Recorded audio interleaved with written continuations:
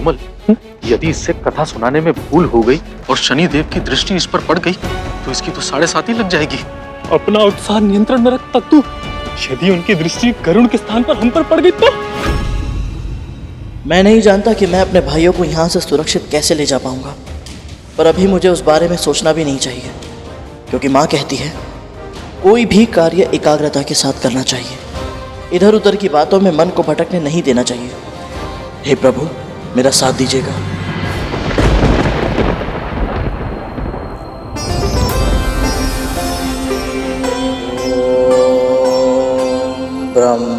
ब्रह्मदेवाय नमः।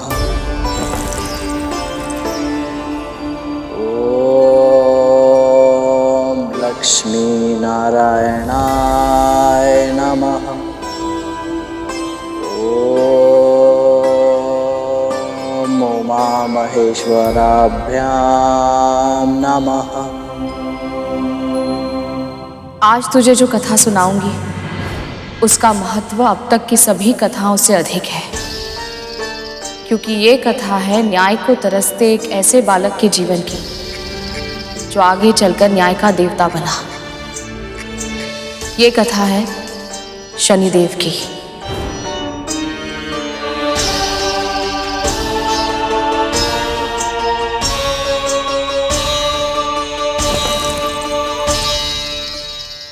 ये कथा उन शनिदेव की है जिन्हें देवों के बीच अपना उचित स्थान प्राप्त करने के लिए बहुत संघर्ष करना पड़ा था।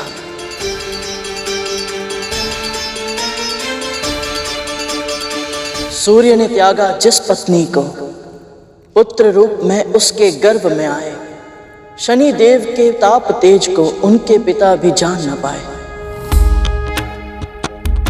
ये क्या कह रहा है गरुड़? ऐसे कटु वचन निकालेगा तो?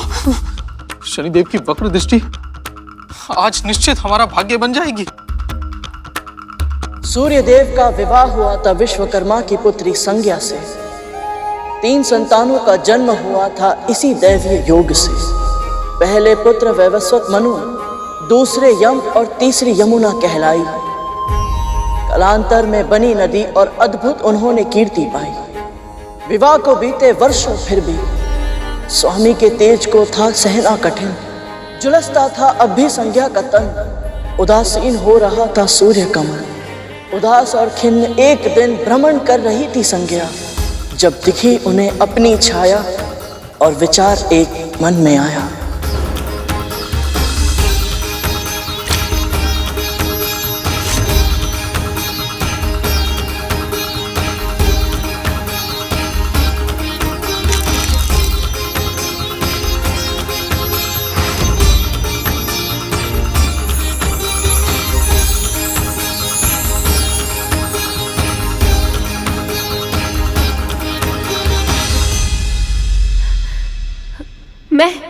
मैं स्त्री बन गई। आपने मेरी रचना की है। आज आपने एक छाया को काया दी है। ये मेरा बहुत बड़ा सौभाग्य है। मैं कृतज्ञ हो गई देवी संज्ञा। ये कृतज्ञता तुम्हें अपने कर्मों में दिखानी होगी। जिस जीवन को तुम अपना सौभाग्य मान रही हो वो मेरा उपकार है और तुम्हें उसका ऋण चुकाना होगा। तुम मेरी छाया हो, मेरे हर आदेश का पालन करना होगा तुम्हें। मुझे स्वीकार है देवी। मेरे लिए अपने स्वामी सूर्यदेव का तेज सहन करना बहुत कठिन है, इसलिए तुम्हें मेरे स्थान पर उनकी पत्नी संज्ञा के रूप में उनकी सेवा करनी होगी। स्मरण रहे, उन्हें हमारा ये भेद पता नहीं चलना चाहिए। मैं तप के लिए जा रही हूँ। जब तक लौट कर नहीं आती, मेरे स्वामी और मेरे संतानों की सेवा करना ही तुम्हारा धर्म है।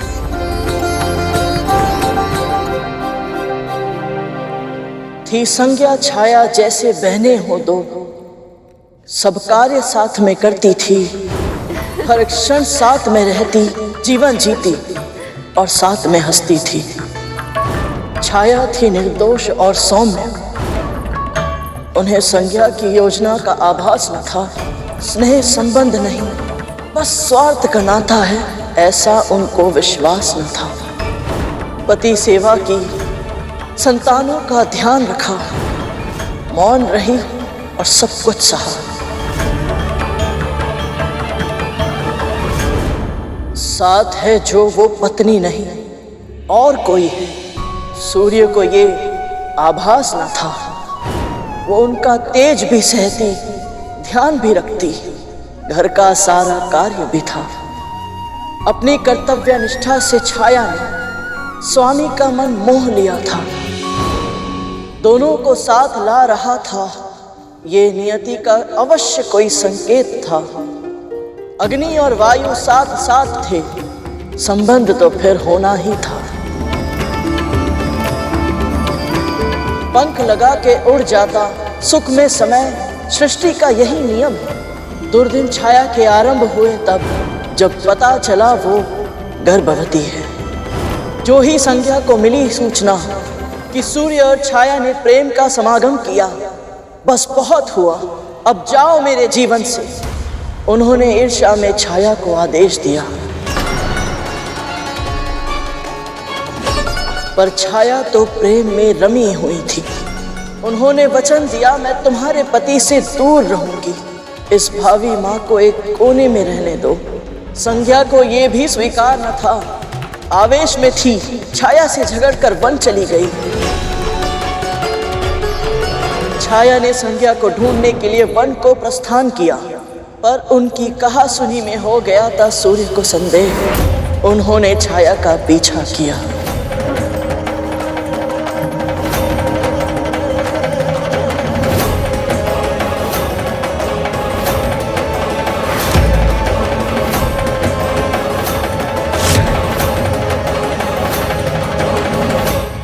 देवी,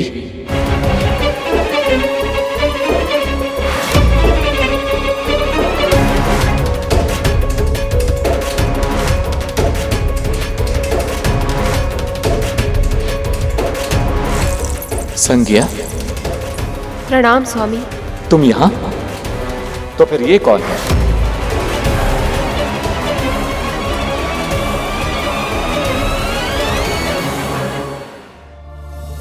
छाया है, तुम्हारी छाया।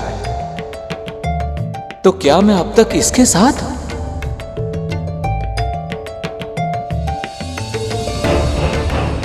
परंतु तुम इस निर्जन स्थान पर क्या कर रही हो प्रिय? आओ, मेरे साथ सूर्यलोक लौट चलो। मैं केवल तुमसे प्रेम करता हूं प्रिय, तुम्हारी छाया का मेरे लिए कोई महत्व नहीं है।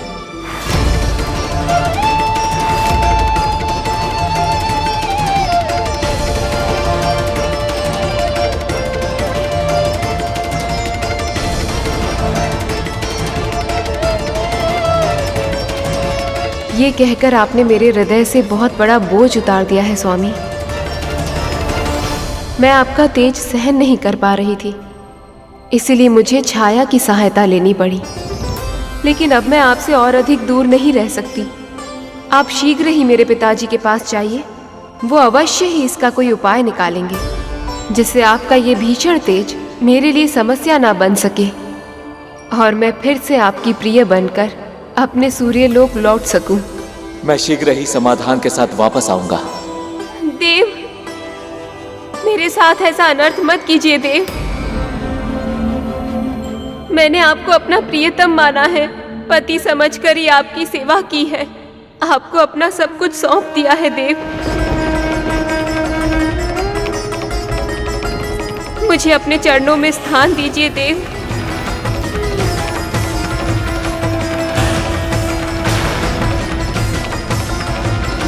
आपकी विरह के क्षण अब और शेष नहीं है देवी संज्ञा। ये विरह के क्षण शीघ्र ही समाप्त होंगे, ये मेरा वचन है।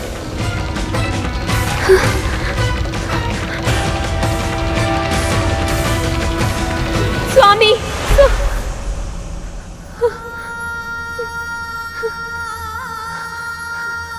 अब आप ही मेरी सहायता कीजिए देवी संज्ञा। आप ही कहिए न स्वामी से, ऐसे मेरा तिरस्कार ना करें, अपना ले मुझे। मेरे मन की पीड़ा को आपसे अधिक और कौन समझेगा। आप मेरी बड़ी बहन जैसी हैं। बहन? कौन सी बड़ी बहन? कैसी बड़ी बहन? नाता जोड़कर मुझसे मेरा अधिकार छीनना चाहती हो? तुम केवल एक दासी हो। एक सेविका बनकर मेरी अनुपस्थिति में तुमने उनकी सेवा की है। परंतु अब मैं लौटने वाली हूँ। स्वामी का हृदय केवल मेरा है। जितना शीघ्र तुम अपना स्थान पहचान लो, तुम्हारे लिए उतना ही उत्तम होगा। कार्य दासी के और स्वप्न महारानी के।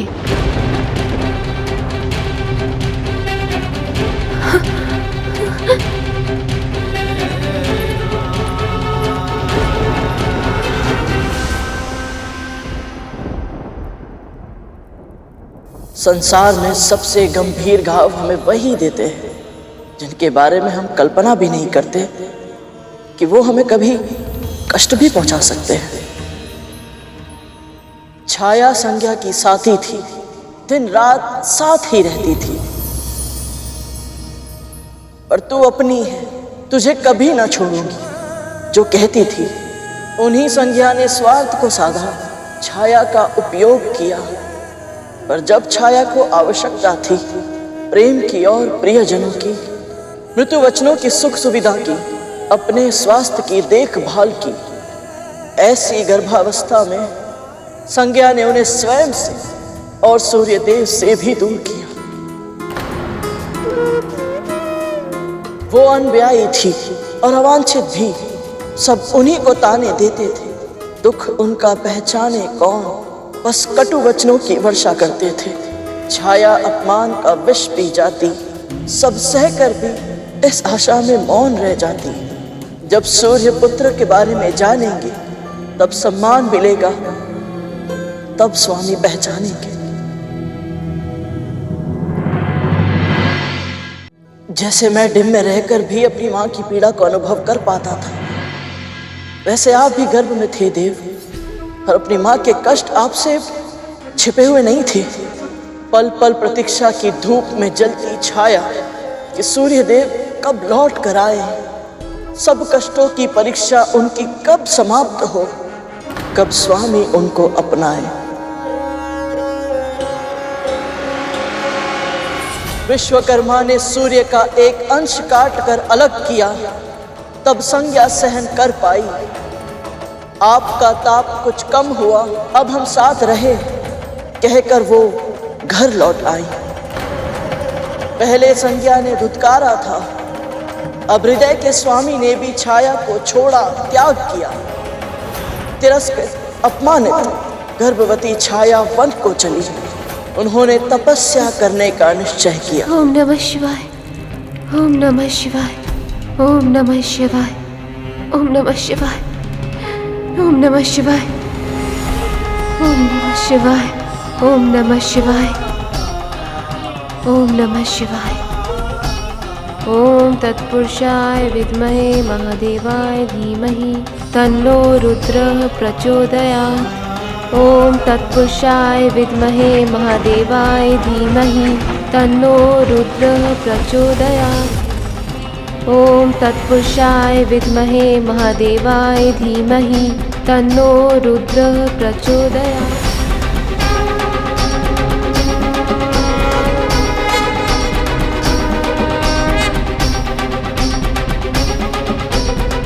आपका उद्देश्य पूर्ण हुआ देवी।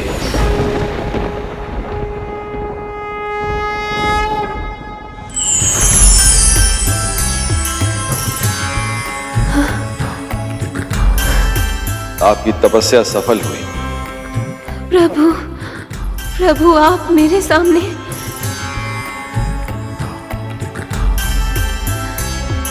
गर्भवती स्त्री के लिए संसार में सबसे महत्वपूर्ण होता है उसके गर्भ में पोषण पा रही संतान। मैं आपको वरदान देता हूं देवी, आपका पुत्र आपके कुल का नाम और भी ऊंचा करेगा। यश और कीर्ति को असीमित रूप से आगे बढ़ाएगा आपका पुत्र।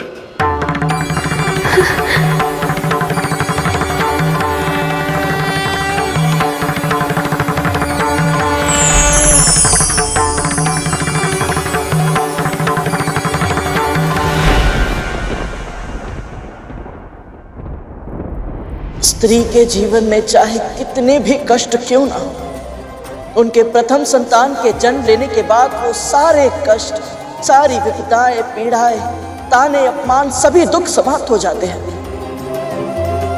पर ये सुख ना मेरी मां को मिला, ना आपकी मां को मिला देव।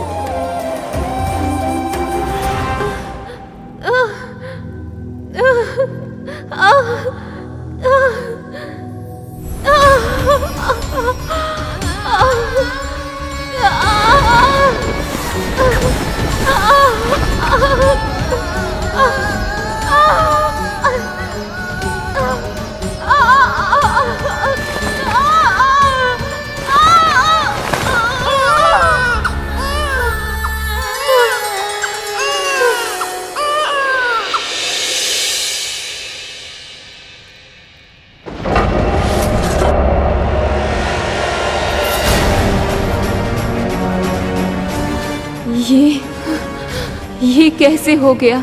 सूर्य देव तो संसार को प्रकाश का उपहार देते हैं और उनका अपना पुत्र अंधकार से भी अधिक गहरा। कैसे? क्या वो इसे अपनाएंगे?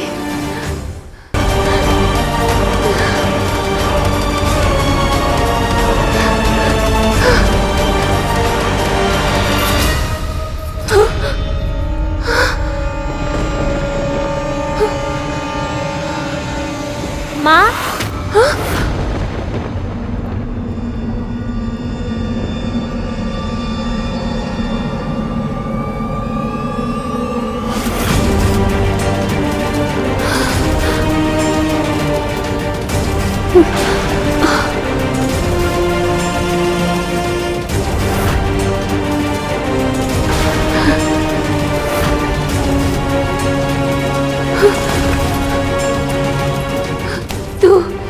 तो इतनी शीघ्र, इतना बड़ा कैसे? जब माँ कष्ट में हो तो संतान उसके दुख दूर करना चाहती है माँ, पर विवश होती है संतान माँ, और ऐसे में उसके भीतर अपनी माँ के लिए समर्थ बन पाने की हट जन्म लेती है, और उस हट के प्रभाव से उनका विकास अन्य बच्चों की तुलना में अधिक होता है माँ। ऐसे बच्चे शीघ्र ही बड़े हो जाते हैं माँ।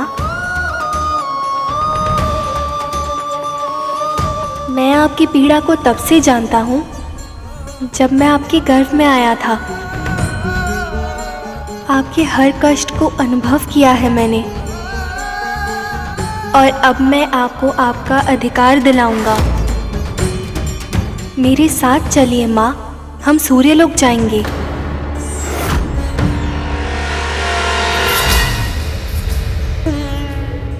हर पुत्र यही चाहता है कि वो अपनी माँ के आंसुओं को पोंछ पाए, उनकी हर पीड़ा, हर कष्ट को समाप्त कर पाए, उन्हें वो सम्मान दिला पाए जिसके वो योग्य है। माँ के चरणों में पुत्रों का स्वर्ग होता है, और ये बात आपसे अधिक और कौन समझ सकता है देव। सत्य का प्रकाश अपने भीतर भरकर आप अपने पिता से मिलने गए, पर वहां जो हुआ वो आपकी कल्पना से परे था।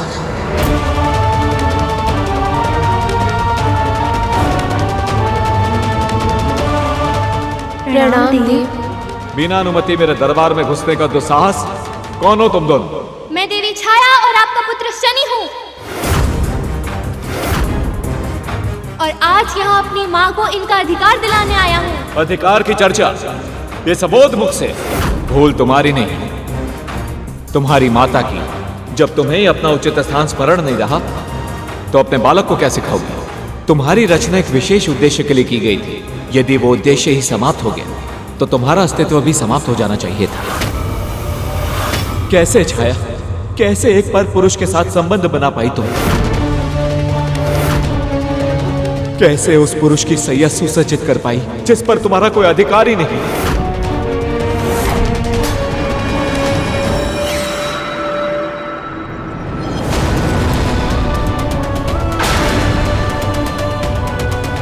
ये क्या कर रहा है गरुण?